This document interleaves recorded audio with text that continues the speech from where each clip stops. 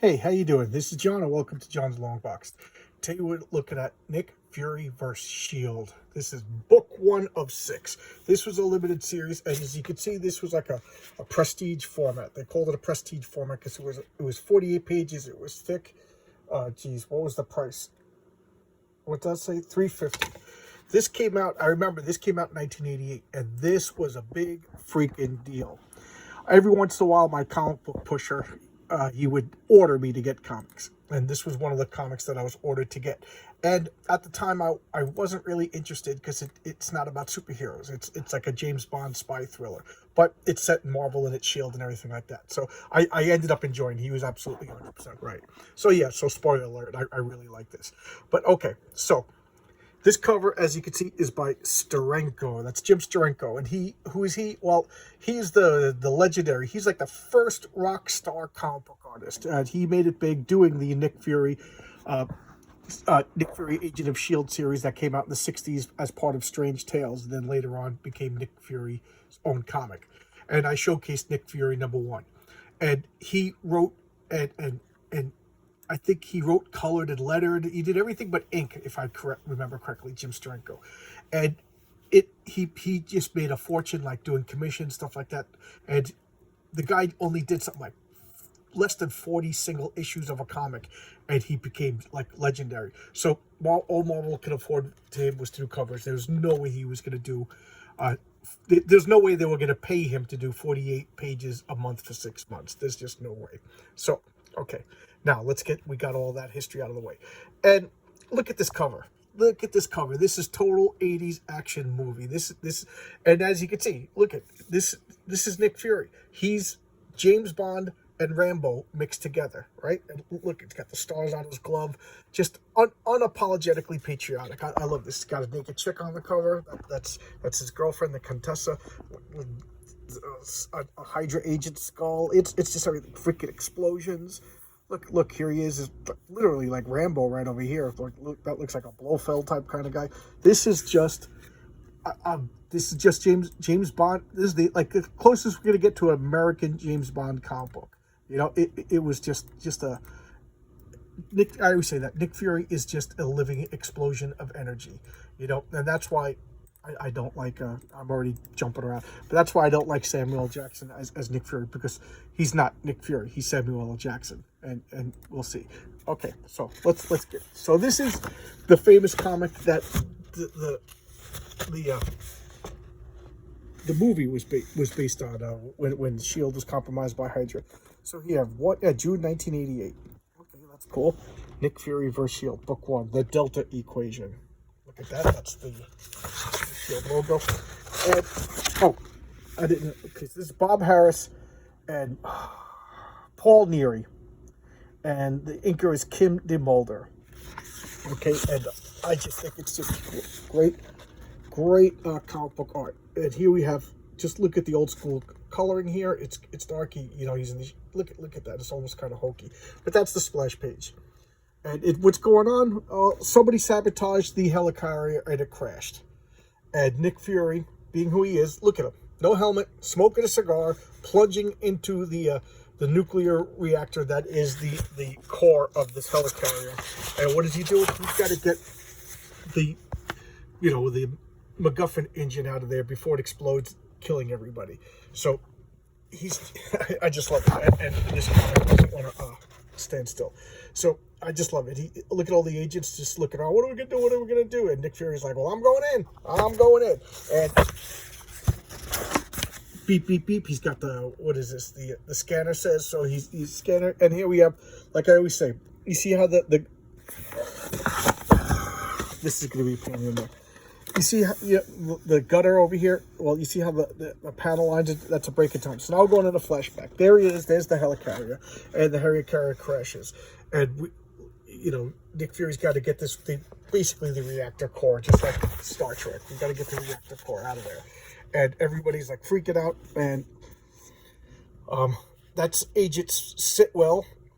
And he's in the Agent of S.H.I.E.L.D. show, and he's played by a rather plain-looking bald gentleman. And it just, I don't know why use the name for a character that looks nothing like him. So what's going on. We got to get, and look at these technicians. They're already like radiation destroyed by the core, and they're trying to copy some Steranko effects, but it doesn't work. And if you ask me, I mean, it's cool looking, but it's not Steranko stuff. And of course, Nick Fury's here running around being Nick Fury, going around grabbing the core, doing everything he can, and they're pulling everything out. Oh, look at that. You know, reminds me of Star Trek. And that's Clay Quartermain. Who's Clay Quartermain? That's his buddy. He's like one of the newer guys. He wasn't one of the Howling Commandos, but he's a new he's a new SHIELD agent, and he's been around since like the 70s, and he's like the young, good-looking, hot prospect. Okay, and that's important to know. And he was a big deal. He showed up everywhere. Whatever they showed SHIELD, they made a big deal to show Jasper Sitwell and Clay Quartermain. And here's Nick Fury and Clay Quartermain. What are they doing? They're being decontaminated. So keep in mind, this guy is the director. He's the boss man. He's the honcho. He's the big wig of SHIELD. And what is he doing? He's jumping in and pulling out reactor cores, getting decontaminated, fighting everybody. And here comes Hydra coming to attack. Look at that. Look, I love that panel. That panel is so great. Look at those costumes. And everybody's fighting. All hands on deck. All hands on deck. Okay. There's Nick Fury right there. He's got a cigar. He's got a cigar. Got an eye patch. And he's just fighting and you know, and Runkter. That's another SHIELD agent. Oh, you're a pretty one. It's a pity my orders are too explicit. No survive. So I'll never reach you in time. So what does he do? He throws a capsule at them, distracts them, light, and just shooting and beating the crap out of people, right?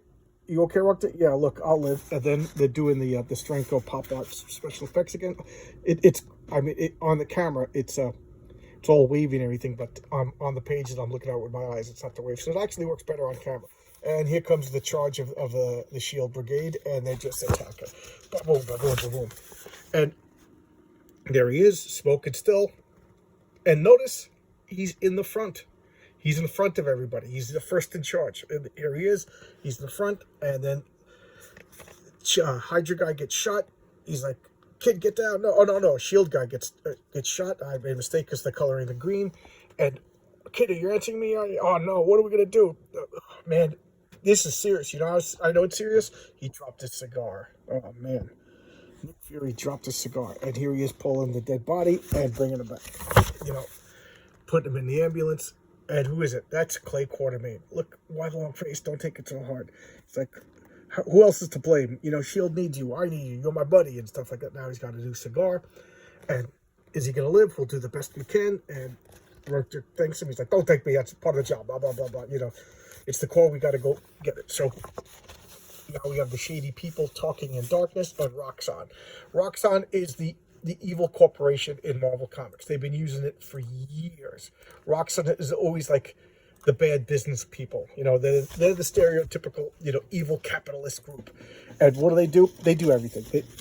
And they're always polluting. They're always polluting, and they do oil. They you know, whatever. They're bad farmers. They do medicine. Whatever company you need to do bad things, Roxxon's the company. And now look at all this dialogue. A lot of dialogue over here. Big old info dump. They got to talk about all the intrigue and everything that's going on. And what's going on? Nick Fury started to suspect that some of the bigwigs ain't who they are, and they're being bought out. So he's like, what's going on? And this guy comes in, he's like, we got to arrest Nick Fury. Freeze, what are you doing?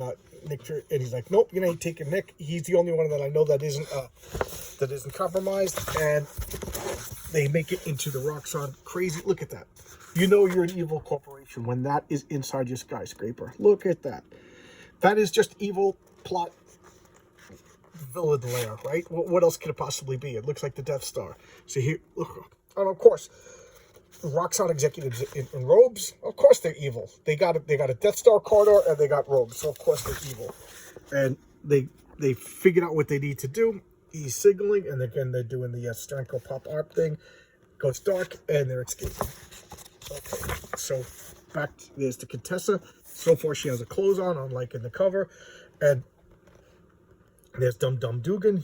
Dum Dum Dugan is one of the original original guys. He was in the Howling Commandos with Nick Fury, and I think he also took the Infinity Formula. The Infinity Formula, for those of you who don't know, is S.H.I.E.L.D. tried to copy the Super Soldier Serum, and they came up with a pretty good estimation of it, is the Infinity Formula. And what does it do?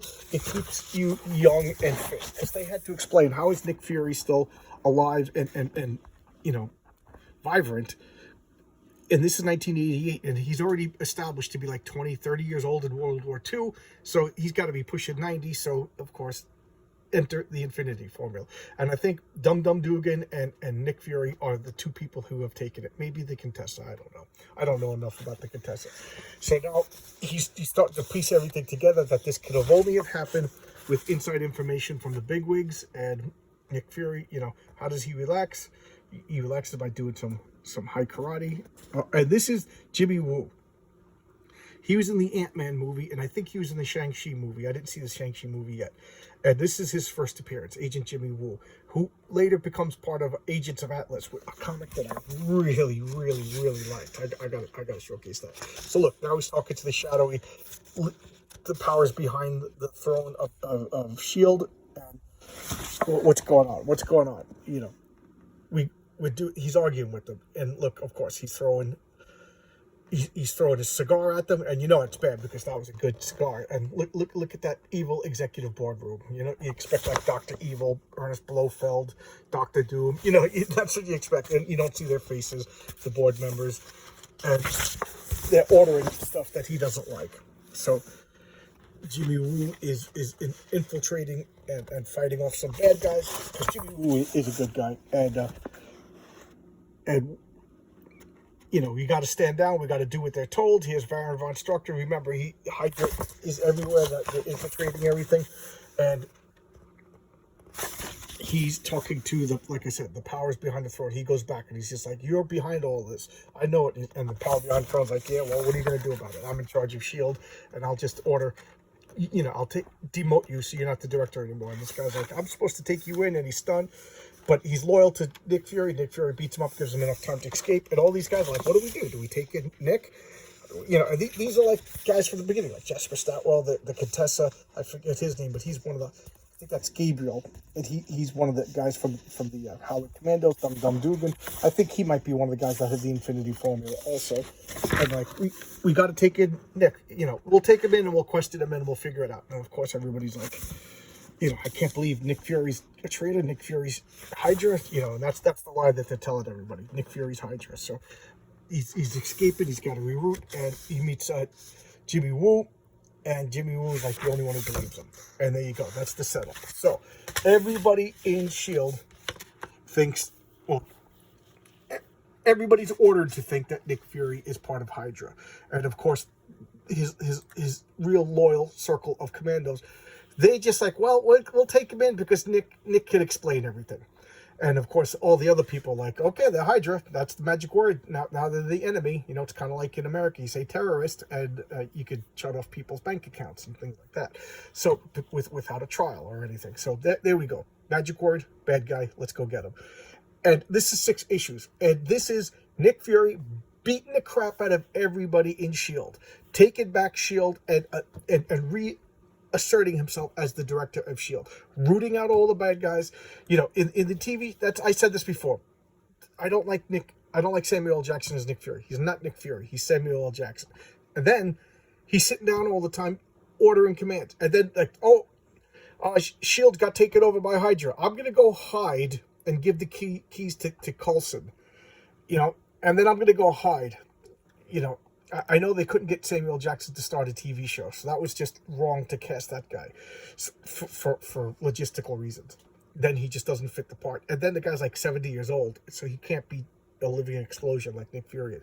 So Nick Fury, same exact thing happens. Hydra infiltrates S.H.I.E.L.D., frames everybody, crashes the helicarrier, you know, puts the world against S.H.I.E.L.D., and Nick Fury by himself, with a little like Jimmy Woo and Jasper Sitwell and, you know, a couple of the Contessa, even though they're a little suspicious and hesitant, he beats the crap out of everybody, claws through the wreckage, sits himself back at S.H.I.E.L.D., reestablishes S.H.I.E.L.D., and everybody knows he's the boss.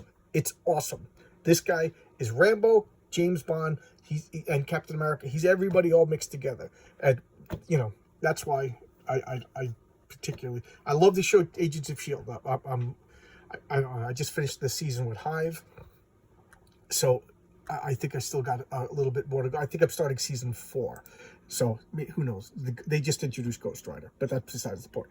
So this is excellent. This is great spy stuff. I think you can get it one collected edition.